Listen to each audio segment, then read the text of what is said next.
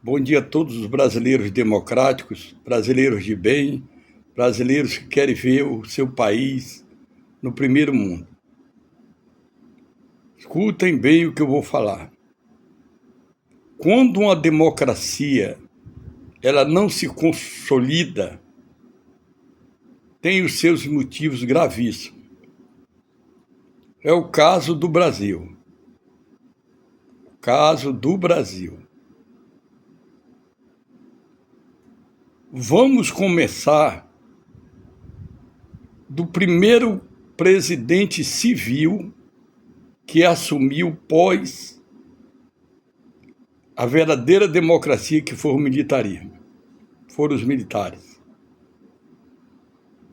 Naquele momento em que o José Sarney, pelo acaso, pelo destino, Tancredo Neves faleceu, todos nós choramos, lamentamos. Um homem íntegro, um homem que lutava pelo dia melhor para todos nós. É uma coisa que até hoje eu fico pensando, que coincidência foi aquela? Então, no momento que esse José Sarney assumiu, daquele ponto começou a anarquia, começou a corrupção nesse país. O melhor regime do mundo para se viver é a democracia. Mas quando um país sempre tem no comando pessoas canalhas, pessoas descomprometidas com a pátria, pessoas que só pensam neles, o Brasil ele dá um salário muito bom para cada pessoa que consegue um mandato. Até num município bem pequenininho, fora as vantagens, um vereador ganha 17 mil reais. Coisa que um professor rala, estuda, se lasca todo e não chega. Então, vou dizer agora, e você pode me chamar de mentiroso. Vocês sabem por quê a democracia no Brasil nunca foi consolidada? Por causa dos governantes comprometidos com a corrupção, comprometidos com a irresponsabilidade, comprometidos com a destruição do país, querendo ser o dono do país, querendo serem os donos do país. Olha, esse Brasil, a riqueza já foi tão grande que éramos para nós vivermos em berço de ouro. Mas esses abutres que passaram e estão no poder, eles são câncer que só Deus pode curar. Trocando esse dinheiro em miúdo. É uma escravidão branca. Uma escravidão branca. Tudo eles têm, tudo eles podem, e a massa assalariada lá embaixo. Lamentavelmente, que hoje o segundo grau no Brasil não seja nem o ginásio da minha época, que a gente tinha que fazer exame de admissão para poder galgar uma vaga no ginásio. E tinha que saber matemática, tinha que saber português, tudo direitinho.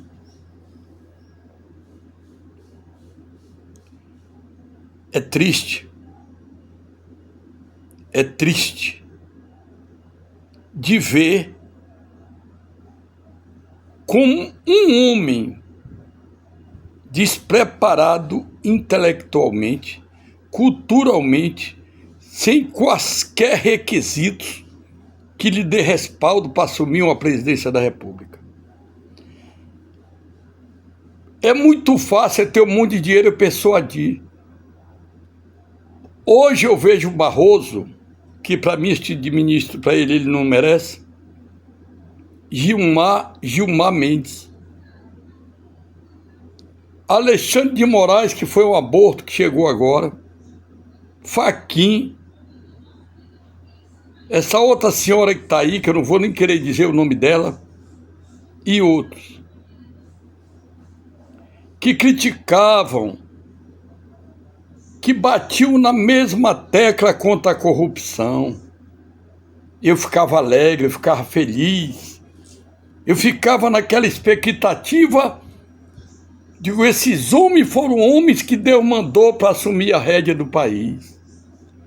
Ah, Alexandre de Moraes, você com essa sua coragem, se você não tivesse se aliado, não tivesse sido L da intercessão, se ajoelhado diante desse corrupto, criminoso comunista que é o Lula, você seria um grande homem, Alexandre. Você seria um cara que poderia até chegar à presidência da República e botar esse país nos eixos. Mas você se vendeu, meu irmão. Você, fazendo uma analogia,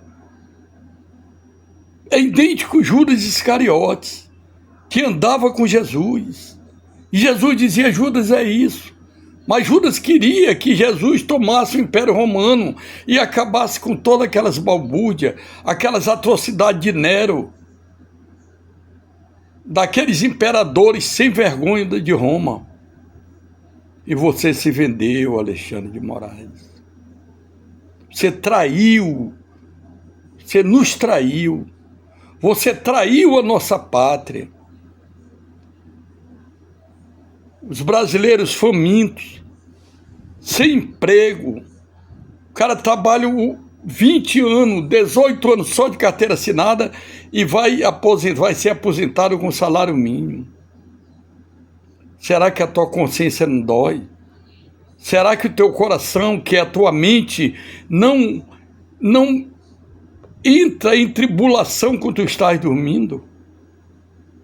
Eu não vou jogar pedra contra você não, Alexandre de Moraes. Eu fico triste e desmoralizado de você, o Barroso, um cara intelectual, o Fux, um homem que tem uma carreira excelente. Só não esse Toffoli aí. Vocês deveriam comandar o país dentro de uma justiça. Vou mudar o país. Vocês estariam bem com o salário que vocês têm, um cargo vitalício, os filhos de vocês orgulhosos de vocês. Mas vocês nos traíram. Vocês se deixaram levar por um vagabundo, um ladrão, corrupto, sem vergonha, que o mundo inteiro sabe que é o Lula. Vocês sabem que quem fazia parte da guerrilha já Disseu, Dilma, tudo aquilo ali. Em 1974 eu estava nas fileiras do Exército. A ordem que nós tínhamos era se qualquer arranhão te mandava bala. Ô Alexandre de Moraes, que Deus tenha misericórdia de ti. O dinheiro te corrompeu como corrompeu o Judas Iscariote. Tu e teus pares aí, no maior poder. Se tu fosse um cara forte hoje, tu virava o jogo, prendia o Lula, todos esses corruptos, botava a ordem na casa, bora fazer novas eleições, e que todo o Brasil te aplaudia. Todo o Brasil te aplaudia e estaria do teu lado. Mas tu te vendeste. Te vendeste. E tu não vais voltar mais atrás. Quero parabenizar o Donald Trump, presidente bilionário, trilionário, que está tentando corrigir a América. Olha aí, mataram o senador na Colômbia. Um homem já cotado para chegar à presidência da República pela direita. Mataram o homem. Que ganância é essa pelo poder? Que ganância é essa? Daqui mais um dia morre, fica tudo aí. Aí é filho viado, é filha lésbica e vão fazer a maior putaria. Mas passa para a história como um criminoso. E aí Deus, que é o Criador de todas as coisas, sabe o que vai fazer. Ah, Alexandre de Moraes, você daria um grande presidente, olha. Mas você se vendeu. Você traiu a sua nação. Você traiu os brasileiros, os mais humildes. Agora não tem mais volta. Você lembra que os cubanos foram enganados pelo discurso do Fidel Castro. Fidel Castro fez um acordo com Fulgêncio Batista e liberou ele para ir embora com toda a riqueza dele para a França. E de lá ele dava um discurso destruindo os Estados Unidos, porque Cuba era uma Las Vegas. Cuba corria muito dinheiro com o jogo. Era um dos maiores, pode dizer, o maior produtor de açúcar para o mundo inteiro. E olha o que deu. Um povo oprimido, um povo sofrido, um povo que não tem liberdade por causa de um homem, um ditador sem vergonha, criminoso e imprestável. Agora adianta eu dizer, é melhor o cara nascer lá na pobreza como o Lula nasceu, que ele vai ser um grande homem. Que história é essa do Lula querer se associar aos ditadores? Dizer amém ao comunismo, amém ao Maduro, quando ele podia ser aclamado pela pátria, por todos os brasileiros. Sair de cabeça erguida, andar na rua, tomar sua cachaça, brincar com os bêbados, todo mundo gostando dele. Lula, Lula, tu és a vergonha mundial, mas pede para morrer, porque é a lei da semeadura. Se tu morrer de doença, tu ainda vai ter calmaria, mas se não, tu vai pedir para te dar uma injeção letal para te morrer logo. Tu chegou no poder através dos votos dos idiotas, do proletário, do miserável, sem qualquer instrução, sem conhecimento da história da Rússia. Gorbachev teve a maior oportunidade de transformar a Rússia no capitalismo. Ele teve toda a oportunidade, mas ele marcou passo. De transformar a Rússia num capitalismo também, que todos tivessem a oportunidade de governar. Mas não. Vacilou e aí o espião assumiu e está aí essa catástrofe toda. Trump tem todo o nosso apoio dos brasileiros. Tem que banir os ditadores, os comunistas, os socialistas daqui do nosso país. Aliás, da América. Da América. Não quero destratar ninguém.